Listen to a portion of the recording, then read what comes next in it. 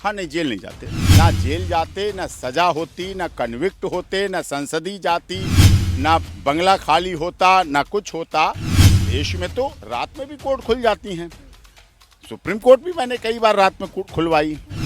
गलत लोगों को टारगेट किया, जाति को कभी टारगेट नहीं किया राहुल गांधी ने। राहुल गांधी छोटे नेता नहीं हैं। राहुल गांधी ऐसे अकेले व्यक्ति हैं जो पैदल कन्याकुमारी से लेकर कश्मीर तक एक टी शर्ट में चलने वाला ऐसा व्यक्तित्व, जिसने चम्मच, चांदी के चम्मच के साथ पैदा हुआ, जो मर्सिडीज और BMW और रॉयल रॉस पे चला बचपन से लेके अभी तक, जिसके फादर पायलट रहे, प्रधानमंत्री रहे, जिसकी दादी प्रधानमंत्री रहीं। तो बंगला खाली कर देना या वायनाड के उनके ऑफिस की बिजली काट देना, टेलीफोन काट देना या खाली करा देना, ये बहुत छोटी चीज़ें हैं। इंदिरा गांधी को सोनिया गांधी और राहुल गांधी ने छलनी होते देखा, जैसे चलनी होती है ना, ऐसे उनका शरीर छलनी हो गया था। वो दृश्य भी उन्होंने देखा है। सर, जिस तरीके से राहुल गांधी के दो सदस्य, लोकसभा सदस्य को रद्द कर दिया गया और साथ ही उनको 2 साल की सजा भी सुनाई गई है, इस पूरे मुद्दे को आप किस नजरिए से देखते हैं? तो राहुल गांधी पे केस डाला गया, वो राजनीतिज्ञ, धुरंधर पार्टी के धुरंधर नेता, कांग्रेस पार्टी के राजकुमार, तो फिर उनके साथ ऐसा हुआ तो निश्चित तौर पर राजनीति से प्रेरित होगा। और राहुल गांधी भी राजनीति करते हैं। राहुल गांधी जिस केस में जहां पहुंच जाएं, वो केस बूम पे पहुंच जाता है। ये उनकी प्रतिभा ही है, उनकी प्रतिभा ही कहेंगे इसको। तो इस तरह से, लेकिन उनके साथ जो हुआ है वो गलत हुआ है। प्रोसेस को लीगल, जो उनके डिफेंस काउंसिल थे बचाव में, लीगल टीम उन्हें बहुत अच्छा गाइड नहीं कर पाई, क्योंकि जब उन्हें पता था दिस वे और दैट वे, एडवोकेट को देखिए, क्लाइंट क्या करता है उसका भाव अलग हो सकता है, लेकिन एडवोकेट दोनों तरफ, डॉक्टर और एडवोकेट दोनों तरफ देख के रखता है। पेशेंट, डॉक्टर देखता है पेशेंट की किस हालत में क्या देनी, ऑक्सीजन देनी, क्या देनी, वेंटिलेशन क्या देना, वो देखता है। ऐसे एडवोकेट को सारे पहलू देख के रखने पड़ते हैं कि यदि कन्विक्शन होता है तो उसकी हमारी तैयारी क्या है। उसकी अपील तैयार होना चाहिए थी, अपील पहले से तैयार होती और वो तुरंत फाइल हो जाती। को हमारे देश का संविधान CRPC बड़ी क्लियर है। CRPC साफ तौर पर कहती है इस बात को कि जब आपका कन्विक्शन हुआ तो कन्विक्शन के समय तुरंत ट्रायल कोर्ट, जो जज हैं, ट्रायल जज हैं, वो तुरंत कॉपी, जजमेंट की कॉपी को तुरंत सर्टिफाइड करके दे देते हैं कि आप तुरंत लगाइए, आपकी तुरंत अपील तैयार है, एक्यूज तैयार है, एडवोकेट तैयार है, फाइल तैयार है, जजमेंट को लीजिए, उसमें लगाइए और तुरंत फाइल कर दीजिए। टाइम मत दीजिए दूसरी पार्टी को, दूसरे पक्ष को। वो समझ नहीं पाए, वो समझ पाए इसमें इतने से ज़्यादा अधिक राजनीति नहीं होगी। लेकिन माननीय मोदी जी, सदन चल रहा था, उसी समय उन्हें पता चला, अब सत्ता पक्ष है, वो विपक्षी हैं, तो उन्हें तो मौका चाहिए, उन्होंने मौके का फ़ायदा उठाना चाहिए। हर व्यक्ति को मौके का फ़ायदा उठाना चाहिए, पक्ष विपक्ष, वादी प्रतिवादी में। तुरंत उन्होंने लोकसभा स्पीकर साहब से मिले, खुद मिले, केंद्रीय मंत्रिमंडल के वरिष्ठ सदस्य राजनाथ सिंह जी और सब मिले, और जाके मिले, उन्होंने लीगल ओपिनियन ली। लीगल ओपिनियन ली तो उसमें ये पाया गया कि अपील तो पेंडिंग है नहीं। अपील जब है नहीं तो वो न्यूट्रल है। अब ये नहीं प्रिज्यूम किया जा सकता है कि वो अपील डालेंगे या नहीं डालेंगे, जेल जाएंगे 2 साल के लिए, नहीं जाएंगे। कोई, उन्होंने उस समय नहीं कहा कि अपील फाइल करेंगे, तुरंत नहीं कहा अपील फाइल कर दी है, कोई इस तरह खबर नहीं आई, तो उन्होंने उसका फ़ायदा उठाया। और भारत का संविधान तो लचीला है, उसे जो चाहे, जैसे जिस तरफ मोड़ना चाहे मोड़ ले। एक पक्ष ये कहता है सदस्यता गलत गई, एक पक्ष ये कहता है सदस्यता सही गई। अब दोनों का डिसीजन कोर्ट लेगी। जो अपील अब डाली है इन्होंने, जिसकी कल सुनवाई होगी 13 अप्रैल को सूरत में, वो तुरंत पड़ती और अगले दिन सुनवाई होती। इस देश में तो रात में भी कोर्ट खुल जाती हैं।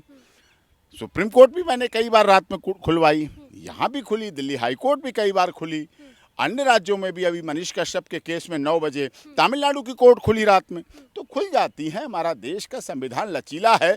अगर आप रात में कोर्ट खुलवाने की जज्बा, हिम्मत और पॉइंट्स और मेरिट रखते हैं तो ये भी कोर्ट करती है। अगर आप महीनों नहीं करते हैं तो महीनों आपके निकल जाएंगे। पीरियड, टाइम जो होता है, लिमिटेशन पीरियड, वो भी ख़त्म हो जाएगा, वो भी हो जाएगा। तो ये चीज़ अलग। राहुल गांधी छोटे नेता नहीं हैं।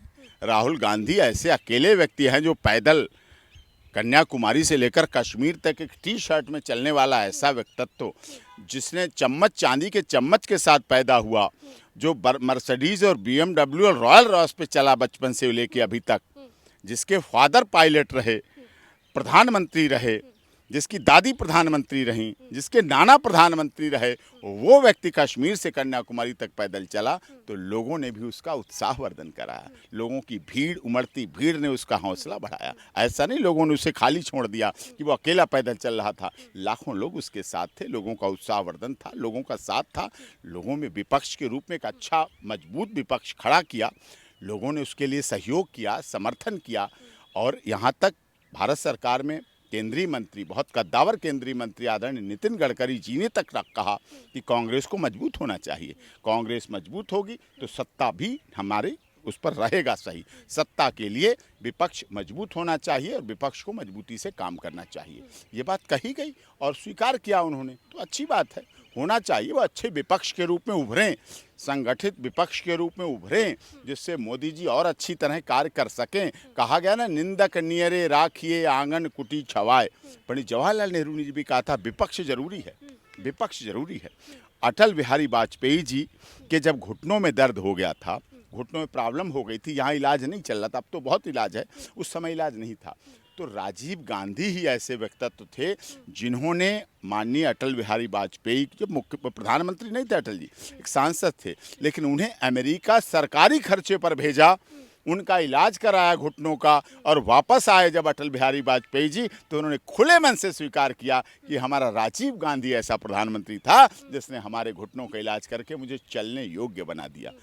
अटल बिहारी वाजपेयी ने इंदिरा जी के लिए भी कहा जब पाकिस्तान हमला हुआ कि नहीं, पाकिस्तान गलती कर रहा है, हमारी प्रधानमंत्री महिला नहीं है, हमारी प्रधानमंत्री दुर्गा है, दुर्गा है।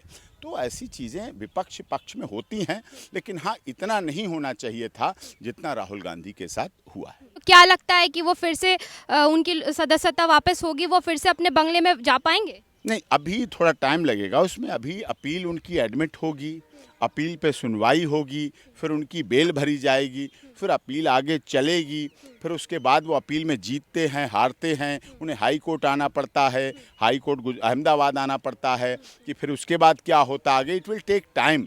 अभी इस समय ऐसा कुछ नहीं होने वाला है, अभी तो उनकी सदस्यता लीगली चली गई है।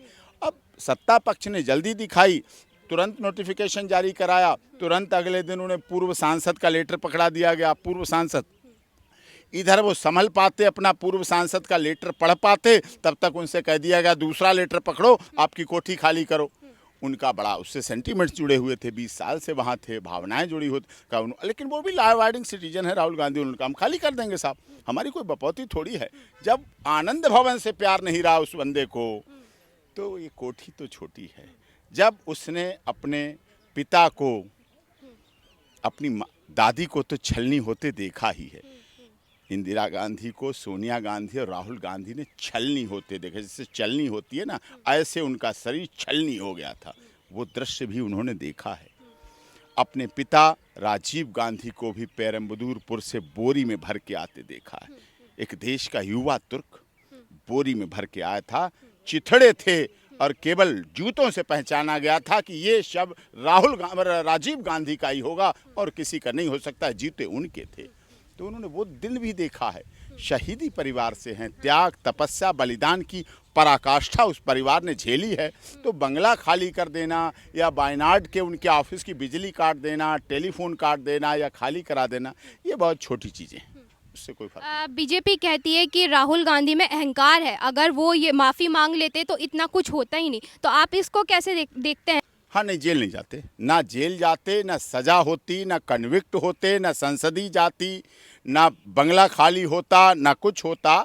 देखिए, राजनीति में भावावेश में आके एक रैली में क्या बोल दें, सबसे पहले उन्हें उन मोदी की लिस्ट देनी चाहिए थी जो मोदी कोई जाति गलत नहीं होती है, कोई धर्म गलत नहीं होता, कोई क्षेत्र भाषा गलत नहीं होती, लेकिन ये भी सत्य है कि हर जाति, हर क्षेत्र, हर भाषा, हर संप्रदाय, हर धर्म में भी गलत लोग हैं, उसमें भी हम सब में गलत लोग हैं। तो गलत व्यक्ति को टारगेट किया जा सकता है, किसी जाति को टारगेट नहीं किया जा सकता। और उन्होंने गलत लोगों को टारगेट किया, जाति को कभी टारगेट नहीं किया राहुल गांधी ने, क्योंकि ऐसा नहीं कि ओबीसी समाज से राहुल गांधी को प्यार नहीं है, ऐसा नहीं ओबीसी समाज कांग्रेस के साथ, राहुल जी के साथ, इंदिरा जी के साथ, मनमोहन जी के साथ, राजीव जी के साथ नहीं रहा। ओबीसी समाज ने लगातार कांग्रेस को सींचा है, इस देश को सींचा है। चाहे मुख्यमंत्री कितने बनाए ओबीसी, चाहे केंद्रीय मंत्री कितने बनाए ओबीसी, सब कुछ किया है, ऐसा नहीं है। लेकिन ये सत्य है कि किसी जाति में गलत नहीं होते हैं, धर्म में नहीं गलत होते हैं, लेकिन हर जाति में गलत हैं। तो जाति के नाम पर नहीं, व्यक्ति के नाम पर जब टारगेट किया जाएगा तो उसमें कोई वही लिस्ट देनी चाहिए। तो ये लोग गलत हैं, इनके खिलाफ मैंने बोला, उसमें गलत क्या बोला, वो गलत नहीं है, उसमें क्या है। ओबीसी महासभा ने तो खुद जेपी नड्डा को लीगल नोटिस भेजा है, बोला है कि आप ओबीसी समाज की बेइज्जती कर रहे हैं, आप उसका अपमान कर रहे हैं। तो ये तो एक तरह से खुद जेपी नड्डा पर उल्टा पड़ गया है ये। नहीं, राजनीति में पक्ष विपक्ष आरोप प्रत्यारोप की तो राजनीति है। और है क्या राजनीति? जिसकी कोई नीति नहीं वही राजनीति है। अच्छी परिभाषा ये है, जिसमें कोई नीति नहीं वही राजनीति है। ये गठबंधन करते हैं, कभी किसी के साथ गठबंधन, कभी किसी के साथ गठबंधन, कल तक उसको गालियां, परसों उसके साथ झप्पी। तो क्या है, कल तक उनको गालियां, अगले रात उनके साथ डिनर और बहुत प्रतिभोज। अब तो मैं जीवन भर यहीं रहूंगा, अब मेरी तो अस्थियां इस पार्टी के साथ उठेंगी, फिर टिकट नहीं मिलता है। अरे इन्होंने तो हमारे साथ धोखा किया, विश्वासघात कर दिया, गलत कर दिया। तो ऐसा चलता रहता है। राजनीति इसी का नाम है, राजनीति चलती रहती है, राजनीति होती रहेगी। हमारा देश, we are the biggest democracy of the world, हम दुनिया के मदर ऑफ डेमोक्रेसी हैं। और देश चलता रहा है, 150 करोड़ लोगों की आबादी है, गुवाहाटी से चौपाटी, कन्याकुमारी से कश्मीर तक हमारा देश है। और इसमें कोई ऐसी कमी नहीं है, चलेगा, आगे बढ़ेगा देश। राहुल गांधी फिर सांसद बनेंगे, मुख्य विपक्षी रहें या सत्ता में आए, ये तो वक्त बताएगा। लेकिन मेहनत अच्छी की है, लोगों के दिलों को जीतने का काम किया है, भारत को जगाने का काम किया है। और ऐसी आशा लोग कर नहीं सकते थे कि सर्दी में भी व्यक्ति टी शर्ट पहन के चल रहा है, श्रीनगर भी घूम रहा है। और देखिए, सत्ता पक्ष कभी उन्हें अच्छा नहीं कहेगा, वो कभी सत्ता पक्ष को अच्छा नहीं कहेंगे। बाहर पब्लिकली जब सदन के बोलते समय भी गलत बोलेंगे एक दूसरे के खिलाफ, लेकिन जब कैंटीन में मिलेंगे एक दूसरे से तो खूब झप्पी डाल के मिलेंगे, बड़े प्यार से मिलेंगे। जब एक दूसरे के प्रोग्राम में आएंगे तो खुले दिल से मिलेंगे, खुले दिल से बात करेंगे। यही है, चलता रहता है जी।